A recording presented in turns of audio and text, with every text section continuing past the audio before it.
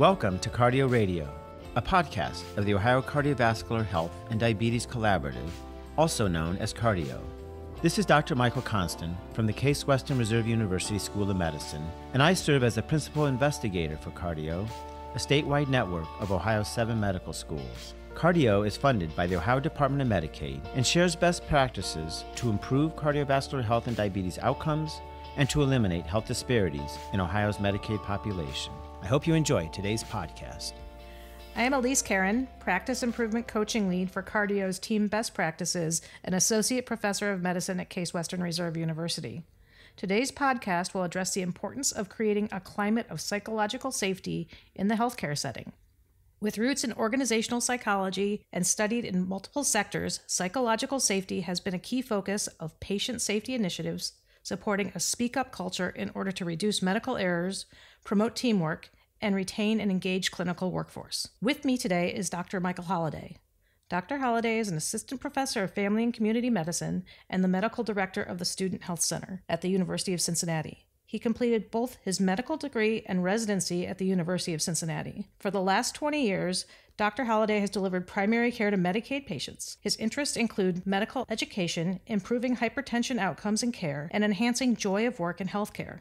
He recently served on an advisory board for the Health Policy Institute of Ohio's Call to Action regarding clinician well-being and patient care and safety. Welcome, Dr. Holliday. Thank you. It's a pleasure to be here. In order to set the stage for this podcast, I'd like to share a quote from Dr. Amy Edmondson, Harvard business professor and author of The Fearless Organization. People are both the sensors who pick up signals that change is necessary and the source of creative new ideas to test and implement. After listening to this podcast, you should be able to explain the difference between information about psychological safety in the evidence-based literature and popular misconceptions about the topic, identify the impact of psychological safety's presence and absence within a team that is striving to improve their work, and identify the roles of individual team members and team leaders to create an environment of psychological safety. Psychological safety has been described as early as the 1960s and studied extensively in research on individuals, teams, and organizations in healthcare, as well as settings like the auto industry, aviation, and NASA. What is psychological safety and how is it different from what one might think of when hearing this term? When I first heard psychological safety as a term, I assumed it was maybe an individual experience, like I feel safe, it feels like things are conflict-free, or maybe it's a personality trait, like I'm a nice person and I make other people feel safe at work, quote unquote. But looking at the research that Amy Edmondson has reviewed and the work that she's published in that book, The Fearless Organization, it's based upon strong research going back to the 1960s.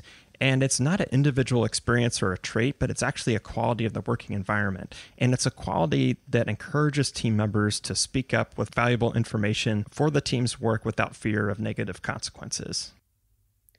Based on research, what happens when psychological safety is low? Fortunately, that's often. So the research first showed that psychological safety is rare.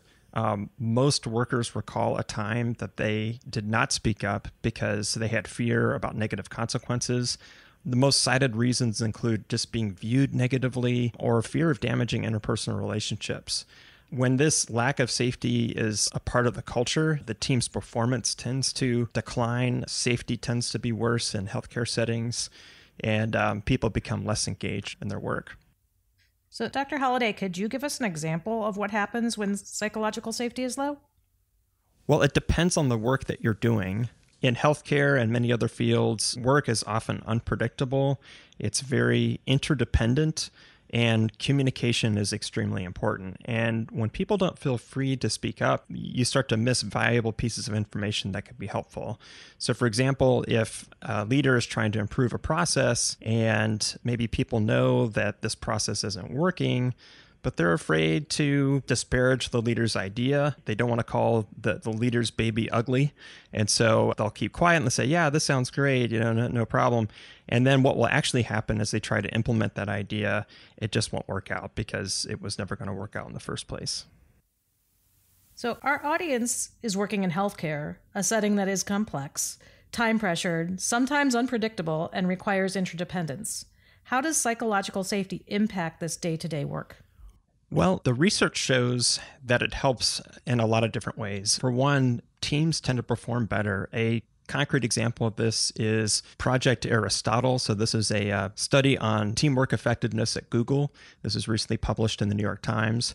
And it showed that of all the different characteristics of teams working together, psychological safety was far and away the most predictive of effectiveness. And this is in an organization where the teams are already pretty effective.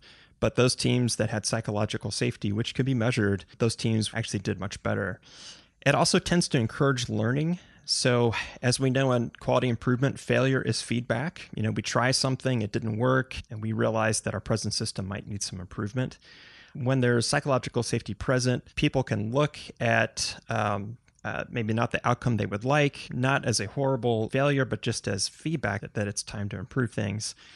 And it helps the team move forward in learning. Also, in terms of safety, people in teams where there's high psychological safety, they tend to report errors more.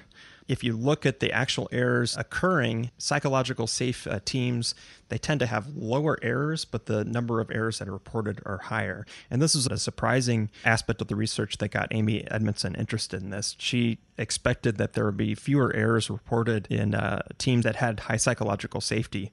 In actuality, there was increased reporting because people felt comfortable to do so. Dr. Holliday, could you expand on how psychological safety could affect day-to-day work? Well, everyone knows that things can be fairly chaotic day-to-day in healthcare. With psychological safety, you can have open communication about two important things. One, the day's demands, and two, the limited resources that we have to meet them. If we are all on the same page about those two things, the day is going to go a lot better. Without that, and with poor communication, you have individual team members that may avoid being the messenger of bad news, such as maybe a patient complaint, a safety concern, or poor access. And people also try to solve things on their own with workarounds as opposed to working with a team. And how would it affect quality improvement activities? Well, not only are we doing the day-to-day work, which some people have described as the whirlwind, but we are building this plane while it's flying in the air. So trying to balance quality improvement with day-to-day work is already challenging. Psychological safety can help this process because it can improve communication in just about every phase of the QI process. And I like to think of the first phase as just the baseline process mapping. Like, what thing are we trying to improve and what are we doing right now? And I found that without psychological safety, you can't even get people to agree on what the present process is, because sometimes we feel bad about how it's going. But if everyone feels comfortable saying the good, the bad, the ugly of what we're presently doing, that can be quite helpful.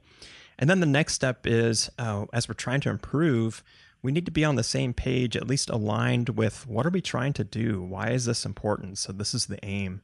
And then what about the measure? How do we know that this is actually going to get better? And before we choose a measurement, is it fair? Is it useful? We need to make sure this doesn't make the work harder as we try to collect it.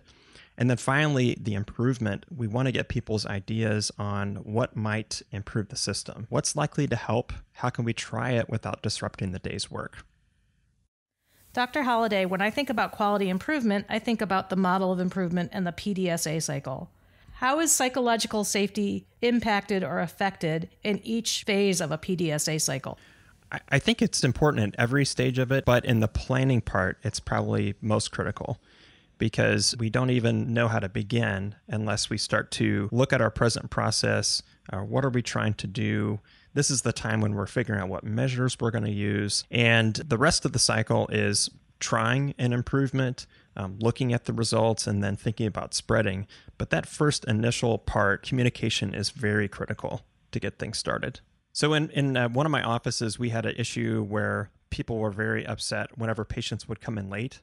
They found it disruptive. Clinic got off track. There were some people that wanted a hard and fast rule to send people home if they arrived X number of minutes late. But then it became clear that this was more than just an inconvenience to the providers. This was potentially a safety issue. It was potentially a customer service issue, patient satisfaction issue. So it was much more complicated. We had a long discussion in that P section, in that plan section, where we really looked at what was our present process, what were all the issues involved, so that we could look at it not just as a single faceted problem. Can you provide an example of how psychological safety is impacted in quality improvement work? Sure, I'd be glad to. I'm thinking of a time when I was a medical director and we were trying to improve our process of handling patients arriving late to the clinic. So the reason why psychological safety was important here was because it was a hot button issue experienced as quite disruptive. Sometimes it would interrupt the flow of clinic. Providers got upset when they had to fit patients in. Support staff were upset when it caused them to, miss lunch or stay late. And then I, as a medical director, was concerned about turning patients away when it wasn't appropriate, such as if it wasn't their fault or if there was a medical emergency going on. So a lot of emotions going on, and everyone had kind of an opinion as to what to do. So we had to develop some psychological safety and just make it okay for everyone to have to raise a point, because from my standpoint as a medical director, I was the most concerned about safety, and that makes sense. But I wasn't really listening carefully enough to people who were worried about disrupting the flow and how it affected other patients. So I needed to hear that input. Some people wanted to have a hard and fast rule and send patients away, but I had to remind them that, this is a customer service issue too, and it's also a revenue issue. So we need to think about all of these things.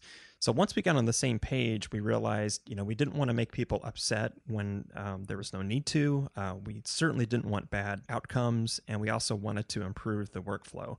So once we all got aligned on what we're trying to accomplish, and we were all in agreement that we might have some challenges when patients show up late for different reasons, we were finally able to start the process of improving. And the interesting thing is, when we started measuring how often patients were actually late, it was not nearly as often as we thought. And in fact, the front office was so surprised by the numbers that they demanded that we take another week's worth of data because they thought that it was an off week. So this actually got people engaged, and we were able to try different things, such as a clear triage process to make sure that the patients were safe. And if we need to get a physician's involvement or a provider's involvement, we made it easy for the front staff to collect pertinent information very quickly. Why were they late? What were they there for? Are they having any other symptoms?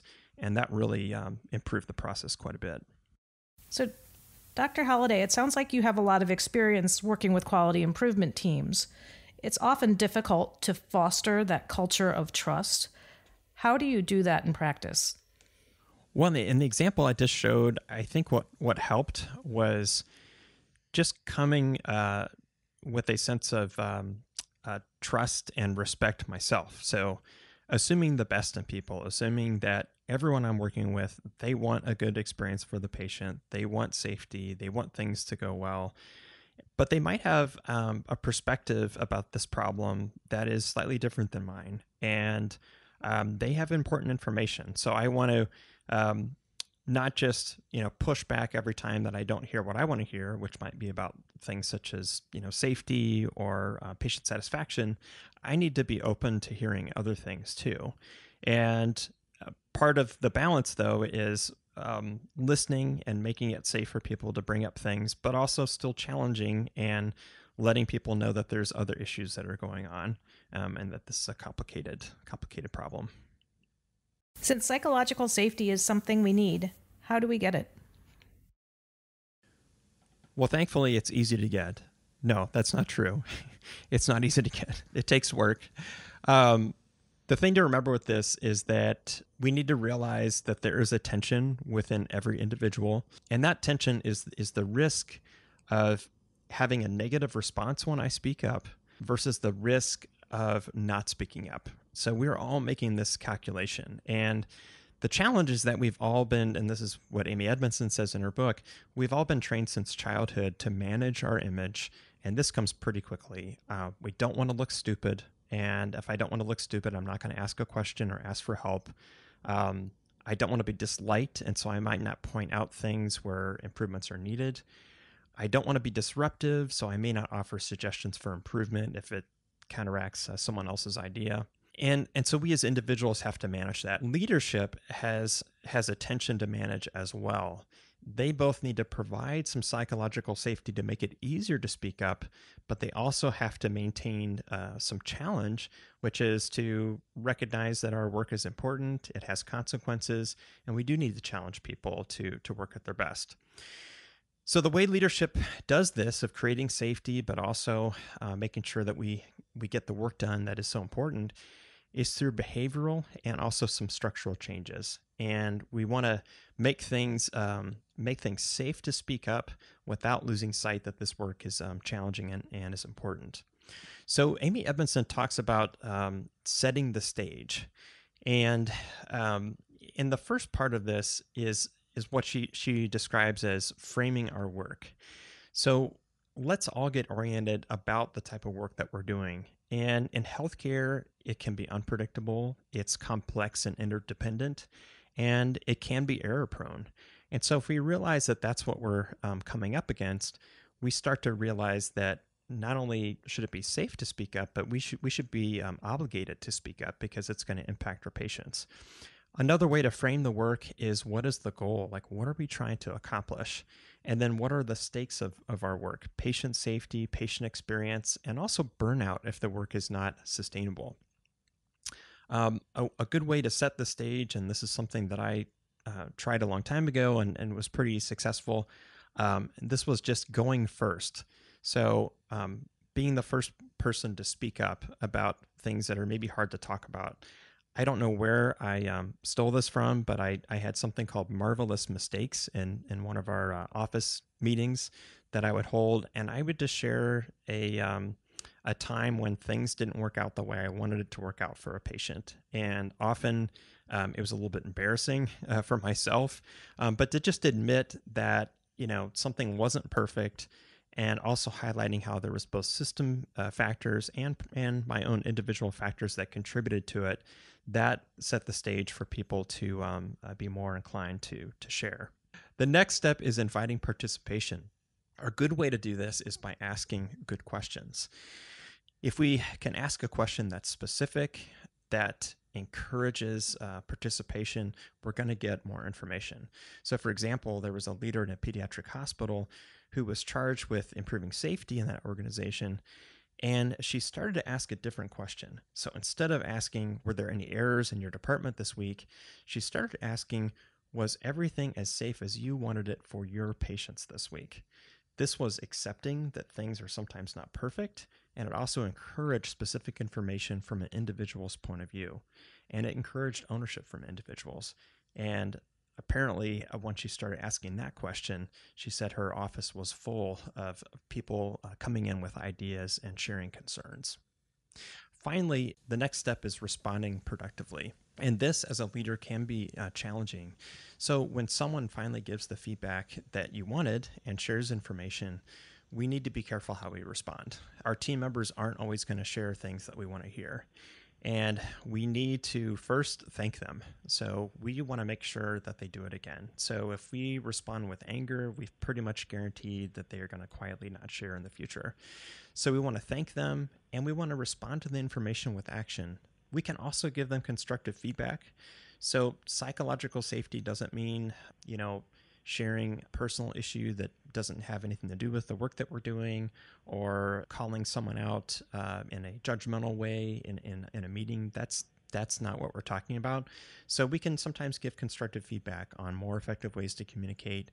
And if the feedback that someone's sharing with us, or the information they're sharing, shows that they're not quite clear on what's at stake or what the goals of operation is, we can take that opportunity to give them feedback there as well. I love all of these examples that you've provided. I think it's going to be really helpful for our listeners because you gave such clear and thorough examples of how to address psychological safety, both in day-to-day work and in quality improvement. Thank you to our featured guest, Dr. Michael Holliday, for joining us today, and a special thank you to you, our listeners, for tuning in to Cardio Radio. This concludes today's podcast.